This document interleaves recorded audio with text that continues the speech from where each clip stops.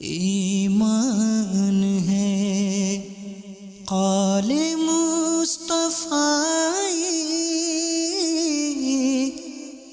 قرآن ہے حال مصطفیٰ۔ الحمد للہ رب العالمین والصلاة والسلام على سید الانبیاء والمرسلین، اما بعد فاعوذ باللہ من الشیطان الرجیم، بسم اللہ الرحمن الرحیم۔ الصلاة والسلام علیک یا رسول اللہ وعلى آلک واصحابک یا حبیب اللہ۔ الصلاة والسلام علیک یا نبی اللہ وعلى آلک واصحابک یا نور اللہ۔ حضور نبی پاک صلی اللہ تعالی علیہ وآلہ وسلم کا فرمان عالی شان ہے، من صلی علی فی یوم 50 مرہ صافحتہ یوم القیامہ او کما قال علیہ الصلاۃ والسلام۔ فرمایا جو مجھ پر دن بھر میں 50 مرتبہ درود پاک پڑھے، کل و روز قیامت میں اس کے ساتھ مصافحہ کروں گا۔ صلو علی الحبیب صلی اللہ تعالی علی محمد صلی اللہ علیہ وسلم۔ پیارے اسلامی بھائیوں، مدنی چینل کے ناظرین، آج پھر ہم اپنے درس حدیث میں آپ کو خوش آمدید کہتے ہیں۔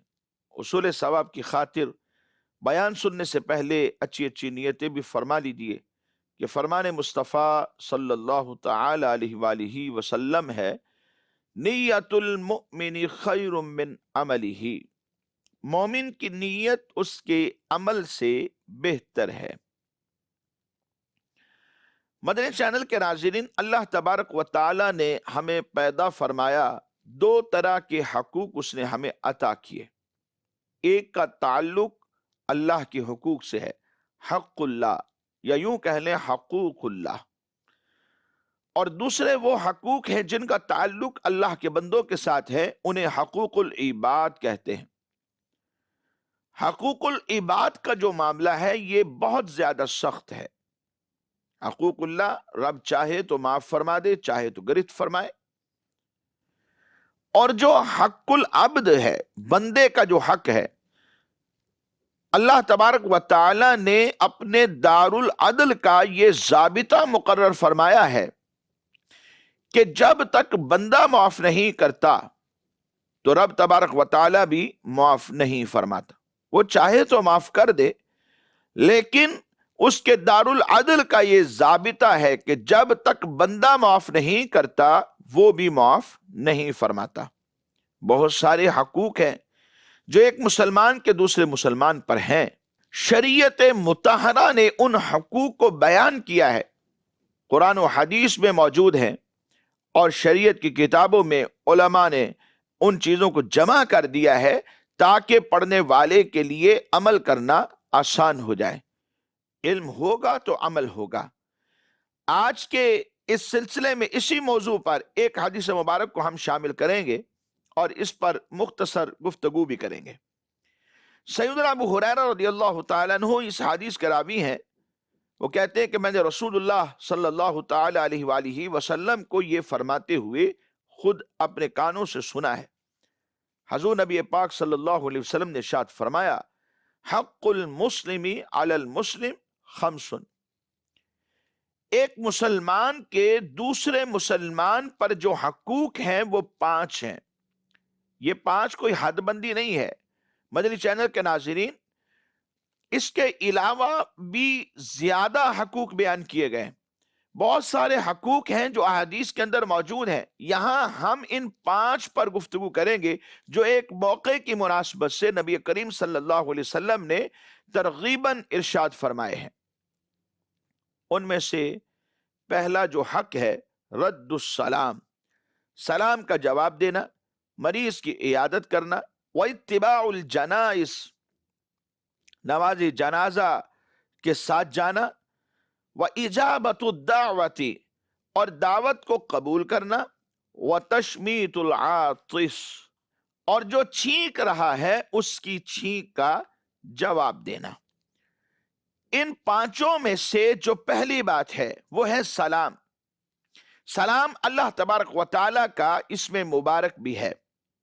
الملک القدوس السلام المؤمن المحیمن.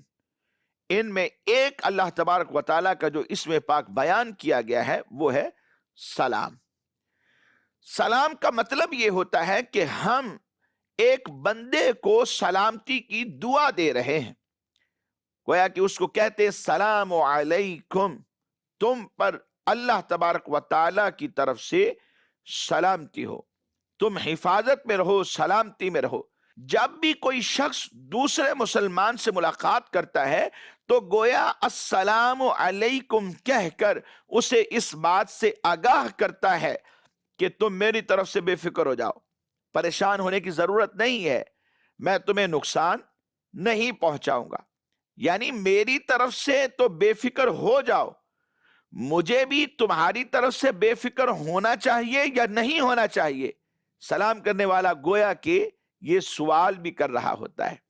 اور پھر جواباً دوسرا مسلمان جب کہتا ہے وعلیکم السلام، تو وہ بھی یہی جملہ گویا کہ دوہرا کر اس بات سے آگاہی دیتا ہے، اس کی فکروں کو دور کرتا ہے کہ میں تو تمہاری طرف سے بے فکر ہوں، تم بھی میری طرف سے بے فکر ہو جاؤ، میں بھی تمہیں کوئی کسی بھی قسم کا نقصان نہیں پہنچانے والا. اسلام نے بوقت ملاقات سلام کرنے کے ساتھ ساتھ رخصت ہوتے ہوئے بھی سلام کہنے کا حکم دیا ہے. حدیث مبارک میں نبی پاک صلی اللہ علیہ وسلم نے ارشاد فرمایا اذا انتهى احدكم الى المجلس فليسلم، جب تم مجلس میں پہنچو تو سلام کہو. فَإِذَا أَرَادَ أَن يَقُومَ فَلْيُسَلِّمْ، اور جب تم جانے لگو تو فرمایا تب بھی سلام کہو. اور پھر اسی حدیث مبارک میں ارشاد فرمایا کیونکہ پہلے سلام کا جو حق ہے وہ دوسرے سے زیادہ نہیں ہے. تو اللہ رب العزت کے محبوب علیہ الصلاۃ والسلام نے یہ حکم دیا کہ جب آؤ تو تب بھی سلام کرو، اور جب جاؤ تو تب بھی سلام کرنا چاہیے. جب ہم ایک دوسرے سے آ کر ملتے ہیں، مصافحہ کرتے ہیں، سلام کہتے ہیں، اور جب جانے لگتے ہیں تو دوبارہ السلام علیکم کہہ کر وہاں سے رخصت ہوتے ہیں. سلام کا جواب دینے سے نیکیوں میں اضافہ ہو جاتا ہے. ایک آدمی نبی پاک صلی اللہ علیہ وسلم کی خدمت میں آیا اور کہا السلام علیکم. آپ صلی اللہ علیہ وسلم نے اس کا جواب دیا، پھر وہ بیٹھ گیا. نبی رحمت صلی اللہ علیہ وسلم نے فرمایا 10 نے کیا. پھر ایک اور شخص آیا اور اس نے کہا السلام علیکم ورحمت اللہ. آپ نے اس کا جواب دیا، بیٹھ گیا، فرمایا 20 نے کیا. پھر ایک تیسرا شخص آیا اور اس نے کہا السلام علیکم ورحمت اللہ وبرکاتہ کا اضافہ کیا، بیٹھ گیا. نبی پاک صلی اللہ علیہ وسلم نے جواب ارشاد فرمایا، اور ارشاد فرمایا کہ 30 نے کیا ہے. سلام کرنا یہ سنت ہے اور جواب دینا یہ واجب ہے. جواب میں افضل یہ ہے کہ سلام کرنے والے کے سلام پر کچھ بڑھایا جائے، کیونکہ آیہ مبارکہ میں اللہ تبارک و تعالیٰ نے فرمایا وَإِذَا حُيِّيتُم بِتَحِيَّةٍ فَحَيُّوا بِأَحْسَنَ مِنْهَا أَوْ رُدُّوهَا إِنَّ اللَّهَ كَانَ عَلَى كُلِّ شَيْءٍ حَسِيبًا. اور جب تمہیں کوئی کسی لفظ سے سلام کرے تو تم اس سے بہتر لفظ جواب میں کہو، یا وہی کہہ دو بے شک اللہ تبارک و تعالی ہر چیز پر حساب لینے والا ہے. یعنی بہتر کا حکم دیا گیا، لیکن کتنا؟ پہلا شخص اگر یوں کہے السلام علیکم تو دوسرا جواب میں کہے وعلیکم السلام ورحمت اللہ، یہ اس سے بہتر ہے، کچھ اضافہ ہو گیا. اور اگر وہ یہ کہے السلام علیکم ورحمت اللہ تو جواب دینے والا اس پر وبرکاتہ کا اضافہ کر کے کہے وعلیکم السلام ورحمت اللہ وبرکاتہ، اس کے بعد اور کچھ نہ بڑھایا جائے. ناظرین، بہت سارے لوگوں کو دیکھا گیا ہے لمبی لائن لگا دیتے ہیں الفاظ کی، ایسا سنت سے ثابت نہیں ہے. اس سے نہیں بڑھانا چاہیے، صرف یہی کہیں وعلیکم السلام ورحمۃ اللہ وبرکاتہ، اس کے اوپر اضافہ نہ کیا جائے۔ کافر ہو، گمراہ ہو، استنجا کرنے والے ہوں، ان کو سلام نہ کیا جائے۔ یوں ہی جو شخص خطبہ، تلاوت قرآن، حدیث مصطفیٰ، مذاکرہ علم، اذان اور تکبیر میں مشغول ہو، اس حال میں ان کو بھی نہ سلام کیا جائے، اور اگر کوئی سلام کر دے تو ان پر جواب دینا لازم نہیں ہے۔ جو لوگ شطرنج کھیل رہے ہوں، چوسر کھیل رہے ہوں، تاش کھیل رہے ہوں، یہ سب کھیلوں کی مختلف شکلیں ہیں، تو کوئی ناجائز کھیل کھیلا جا رہا ہو، گانے باجوں میں مشغول ہو یا غسل خانہ میں ہو، تو اس حالت میں بھی ان کو سلام نہ کیا جائے۔ آدمی جب اپنے گھر میں داخل ہو تو بیوی کو سلام کرے۔ بعض جگہ یہ بڑی رسم غلط ہو چکی ہے کہ میاں بیوی کے اتنے گہرے تعلقات ہونے کے باوجود بھی ایک دوسرے کو سلام نہیں کہتے۔ یاد رکھیں، یہ سلام کرنا تو دعا ہے، سلامتی کی دعا ہے۔ گھر آپ آئے ہیں، سلام کہیں، گھر سے جانے لگے ہیں تو سلام کہیں۔ ایک دوسرے پر بھی سلامتی کی دعائیں منع نہیں ہے۔ اتنے گہرے تعلقات ہونے کے باوجود ایک دوسرے کے لیے ایسے مخلص نہیں کہ ان کو سلامتی کی دعا دیں، تو یہ تو سلامتی کی دعا دینی چاہیے تاکہ اللہ تبارک و تعالی سلامتی فرمائے۔ اور اس کا معنی بھی آپ نے سمجھا ہے کہ سلامت اللہ علیکم، یعنی اللہ تبارک و تعالی کی تم پر سلامتی ہو۔ مدنی چینل کے ناظرین، احکام اور بھی ہیں۔ بہار شریعت حصہ 16 میں آپ ڈیٹیل کے ساتھ ان کا مطالعہ کر سکتے ہیں۔ حدیث مبارک میں دوسری بات، مریض کی عیادت کرنا، یعنی بیمار پرسی کرنا۔ بہار شریعت میں ہے کہ مریض کی عیادت کرنا یہ سنت ہے، اور اگر یہ معلوم ہو کہ یہ اگر عیادت کو جائے گا تو اس بیمار پر گراں گزرے گا، تو ایسی حالت میں نہ ہی جانا بہتر ہے۔ کم از کم اتنی دیر بیمار کی توجہ اپنی بیماری سے کم ہو جاتی ہے جتنی دیر وہ ملنے کے لیے آنے والا اس کے ساتھ مشغول رہتا ہے۔ یہ شخص بیماری کو بھول جاتا ہے۔ عیادت کے فائدے دیکھیں کتنے ہیں۔ بیمار پرسی کرنے سے مریض کی ضروریات کا علم ہوتا ہے، مثلا اسے کسی طبیب کے پاس لے جانے کی ضرورت ہو، یا کسی دوا کی ضرورت ہو، یا گھر میں اخراجات کی کمی کا مسئلہ ہو۔ بیمار پرسی ہی سے ضرورت کا علم ہونے پر ایک مسلمان دوسرے مسلمان بھائی کی مدد کرتا ہے، دل پسیج جاتا ہے، دل میں نرمی آتی ہے، اور بندہ پھر چاہتا ہے کچھ نہ کچھ میں اس کی خدمت کروں تاکہ اس کے جو معاملات ہیں وہ بہتر طریقے سے چلتے چلے جائیں۔ بعض اوقات بیمار پرسی کرنے والا خود طبیب ہوتا ہے یا اس بیماری میں اس سے پہلے مبتلا رہ چکا ہوتا ہے، وہ بہترین مشورہ بھی دے سکتا ہے۔ اس لیے جب جائیں گے تو اس کے معاملات سے انسان کو خبر ہو جاتی ہے۔ بیمار پرسی کے لیے آنے والوں کو دعا اور کتاب و سنت کے الفاظ پر مشتمل دم سے مریض کو صحت ہو سکتی ہے۔ نبی پاک صلی اللہ علیہ وسلم نے فرمایا، کوئی مسلمان کسی مسلمان کی عیادت کے لیے جائے تو 7 مرتبہ یہ کلمات کہے تو اسے عافیت دی جاتی ہے، سوائے اس کے کہ اس کی موت کا وقت نہ آن پہنچا ہو۔ یعنی اس مرض میں اگر موت نہ ہو تو اللہ تبارک و تعالی اس کی دعا سے مریض کو عافیت عطا فرما دیتا ہے۔ وہ الفاظ کیا ہیں؟ سنت سے ثابت ہیں۔ حضور نبی پاک صلی اللہ علیہ وسلم نے بیان فرمائے، اسأل اللہ العظیم رب العرش العظیم ان یشفیک، میں اللہ تعالی سے سوال کرتا ہوں جو عظمت والا ہے، عرش عظیم کا رب ہے۔ سوال کیا ہے؟ کہ وہ تجھے شفا عطا فرما دے۔ بیمار پرسی کرنے والے کو چاہیے کہ مریض کو حوصلہ دلائے، جبکہ کئی مرتبہ دیکھا گیا ہے مریض کے پاس بیٹھ کر ایسی گفتگو کریں گے کہ اس کی دل جوئی یا اس کے دل میں تسکین پیدا ہونے کی بجائے الٹا اسے اور وہم میں مبتلا کر دیں۔ فلاں کو بھی یہ مرض ہوا تھا، وہ تو مر گیا، آپ کو یہ مرض ہو گیا، اللہ تعالیٰ آپ کو صحت دے، اس طرح کی گفتگو، یعنی ڈرانے والی گفتگو کرنے لگیں گے۔ بلکہ اس کی ہمت کو بندھانے کی گفتگو کرنی چاہیے۔ حضور نبی پاک صلی اللہ علیہ وسلم جب کسی بیمار کی عیادت کے لیے جاتے تو فرماتے لا باسا طہور انشاء اللہ، فرماتے کوئی حرج نہیں، اگر اللہ نے چاہا تو یہ بیماری پاک کرنے والی ہے۔ بیماری سے گناہ معاف ہوتے ہیں اور بہت ساری اور بھی فوائد کی صورتیں نکل آتی ہیں۔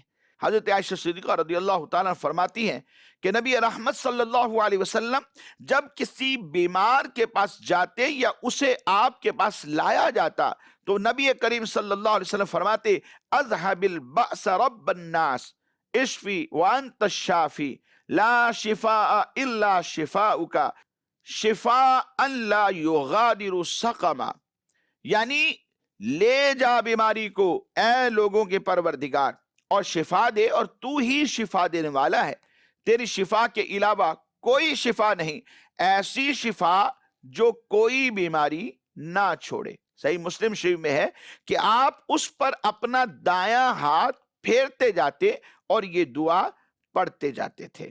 کسی مریض کی عیادت کا مقصد کیا ہوتا ہے؟ بیمار کو راحت پہنچانا، اور ظاہر ہے دیر تک بیٹھنے سے اور ہجوم کرنے سے اسے تکلیف بھی ہو سکتی ہے، اس لیے جس بیمار کی عیادت کے لیے جائیں اس کا ادب یہ ہے کہ زیادہ دیر اس کے پاس نہ بیٹھا جائے، آرام کا موقع اسے دے دیا جائے۔ مدنی چینل کے ناظرین، حدیث مبارک میں جو ایک مسلمان کا دوسرے مسلمان پر حق ہے، تیسرا حق یہ بیان کیا گیا کہ جنازے کے ساتھ جانا، جنازوں میں شرکت کرنا، اس پر ثواب کیا ہے۔ حضرت سیدنا ابو ہریرہ رضی اللہ تعالیٰ عنہ حدیث کے راوی ہیں، کہتے ہیں کہ نبی کریم صلی اللہ علیہ وسلم نے ارشاد فرمایا جو کوئی ایماندار ہو کر حصول ثواب کی نیت سے کسی مسلمان کے جنازے کے ساتھ جائے اور نماز اور دفن سے فارغ ہونے تک اس کے ساتھ رہے تو وہ 2 قرات ثواب لے کر واپس آتا ہے، ہر قرات احد پہاڑ کے برابر ہے، اور جو شخص جنازہ پڑھ کر دفن سے پہلے لوٹ آئے تو فرمایا اسے 1 قرات اجر ثواب میں ملتا ہے، جنازہ پڑھ کر آ گیا تو 1 قرات، اور اگر تدفین میں بھی شامل رہا تو 2 قرات۔ 2 قرات یا 1 قرات کیا ہے؟ حدیث مبارک میں ہی یہ بیان فرما دیا کہ اس سے مراد بہت بڑے پہاڑ کا ثواب، یعنی بہت زیادہ ثواب، جیسے ایک پہاڑ بہت بڑا ہوتا ہے اسی طرح اللہ تبارک و تعالی اس بندے کو جو اس کے نماز جنازہ میں شریک ہوا ہے، فرمایا اس سے بہت زیادہ ثواب عطا فرماتا ہے۔ نیکیوں کی تعظیم کر کے ان کا اجر تو دگنا اور چگنا یا اس سے بھی زیادہ ہو جاتا ہے۔ مدنی چینل کے ناظرین، اگر انسان صرف اور صرف ثواب کی خاطر یہ عمل کرتا ہے تو رب تبارک و تعالیٰ کے ہاں تو کوئی کمی نہیں، واللہ یضاعف لمن یشاء، وہ چاہے تو بندے کو اس سے بھی بڑھا کر ثواب عطا فرماتا ہے۔ یاد رکھیں یہ سب ایک مسلمان کے ساتھ حسن سلوک کے طریقوں میں سے ایک طریقہ ہے۔ حسن سلوک یہ تو زندگی میں بھی کرنا چاہیے، اور زندگی میں کسی مسلمان کے ساتھ نیک سلوک ہے کیا؟ اس کے ساتھ بغض، حسد، غیبت، عیب جوئی، چغلیاں، بدگمانیاں، چھپ چھپ کر دوسروں کی باتیں سننا، ان سب چیزوں سے بچنا چاہیے۔ یہ سب مہلکات ہیں جو انسان کو ہلاک کر کے رکھ دیتے ہیں۔ زندگی میں اس سے بچنا چاہیے، اور زندگی میں بھی مسلمان کے حق کو پورا کریں تاکہ وہ ہماری طرف سے سکون و اطمینان میں رہے، اور موت کے بعد بھی جو اس کے حقوق ہم پر بنتے ہیں تو ہمیں کوشش کرنی چاہیے کہ ان حقوق کو پورا کیا جائے۔ مدنی چینل کے ناظرین، جو چوتھی بات حدیث مبارک میں بیان کی گئی وہ دعوت کو قبول کرنا ہے۔ نبی پاک صلی اللہ علیہ وسلم نے فرمایا جب تم میں سے کوئی ولیمے کی طرف بلایا جائے تو وہاں جائے۔ ولیمہ کا قبول کرنا یہ فرمایا کہ سنت مؤکدہ ہے، جب کہ وہاں کوئی معصیت یعنی اللہ تبارک و تعالی کی نافرمانی کا کام نہ ہو رہا، مثل مزامیر، گانے باجے، یا اس کے علاوہ کوئی مانع شرعی کام وہاں پر نہ ہو رہا ہو تو وہاں پر بھی جانا یہ سنت مؤکدہ، اس کی دعوت کو قبول کرنا چاہیے۔ اور ایک جگہ سید اعلی حضرت رحمت اللہ تعالی فرماتے ہیں کہ دعوت ولیمہ میں بلا عذر شرعی نہ جانا، فرمایا کہ یہ مکروہ ہے۔ عام دعوتوں کا قبول کرنا افضل ہے جبکہ نہ کوئی مانع یعنی رکاوٹ ہو، نہ کوئی اس سے زیادہ اہم کام ہو، اور خاص اس کی کوئی دعوت کرے تو قبول نہ کرے تو اس میں بھی کوئی حرج نہیں، کیونکہ اس کو اختیار ہے، چاہے تو جائے اور چاہے تو نہ جائے۔ کسی مقصد کے لیے بھی مسلمان بھائی بلائے تو اس کے پاس جانا یہ اس کا حق ہے۔ مثلاً وہ مدد کے لیے بلاتا ہے، مشورہ طلب کرنے کے لیے بلاتا ہے، یا کھانے کے لیے، غرض کسی بھی جائز کام کے لیے اسے بلایا جائے تو اس کی دعوت کو قبول کرنا اس کا حق ہے، خاص طور پر اس وقت کہ جب اسے مدد کی ضرورت ہے، کیونکہ نبی رحمت صلی اللہ علیہ وسلم نے فرمایا ایک مسلمان دوسرے مسلمان کا بھائی ہے، نہ تو اس پر ظلم کرتا ہے اور نہ اس کی مدد کو چھوڑتا ہے۔ دعوت ولیمہ میں جانے کی خاص تاکید آئی ہے اور نہ جانے پر وعید فرمائی۔ نبی پاک صلی اللہ علیہ وسلم نے فرمایا کہ جس نے دعوت قبول نہ کی اس نے اللہ اور اس کے رسول کی نافرمانی کی۔ شارحین حدیث نے لکھا کہ بطور خاص یہ دعوت ولیمہ کے لیے ہے۔ پانچویں بات جو حدیث مبارک میں بیان ہوئی، فرمایا کہ چھینک پر الحمدللہ جب کہا جائے تو اس چھینکنے والے کا جواب دینا یہ بھی سننے والے پر واجب ہو جاتا ہے۔ فرمایا جب تم میں سے کسی کو چھینک آئے تو اسے چاہیے کہ وہ کہے الحمدللہ، اور جو شخص سنے، اس کا بھائی ہو، اس کا ساتھی ہو، کوئی مسلمان ہو، وہ سن رہا ہے تو اسے چاہیے کہ جواباً کہے یرحمک اللہ، یعنی اللہ تم پر رحم فرمائے، اور سننے والے کو چاہیے کہ وہ اب یہ کہہ دے یہدیکم اللہ ویصلح بالکم، اللہ تمہیں ہدایت دے اور تمہاری جو حالت ہے اسے درست فرمائے۔ چینک آنے پر الحمدللہ کہا جائے، اور کسی نے اگر الحمدللہ علی کل حال کہہ دیا تو علماء نے لکھا کہ یہ بھی ایک بہتر عمل ہے۔ اور چھینک آنے پر الحمدللہ کہنے کا کیوں کہا گیا ہے؟ ہر کام میں کوئی نہ کوئی حکمت ہے۔ علماء نے لکھا کہ چھینک آنے پر الحمدللہ کہنے کی وجہ یہ ہے کہ چھینک سے دماغ میں رکے ہوئے فضلات، بخارات یہ خارج ہو جاتے ہیں، اور دماغ کی رگوں اور پٹھوں کی رکاوٹوں کو یہ چھینک دور کر جاتی ہے، جس سے انسان بہت سی خوفناک بیماریوں سے محفوظ ہو جاتا ہے۔ تو اس پر اللہ کا شکر ادا کرنا تو بنتا ہے کہ انسان بہت سی خطرناک بیماریوں سے محفوظ ہو گیا، تو فوراً کہنا چاہیے الحمدللہ۔ اللہ تبارک و تعالی ان پانچوں باتوں کو یاد رکھنے اور عمل میں لانے کی توفیق نصیب فرمائے۔ آمین بجاہ النبی الامین صلی اللہ تعالی علیہ وآلہ وصحابہ وبارک وسلم۔ ایمان ہے قال مصطفیٰ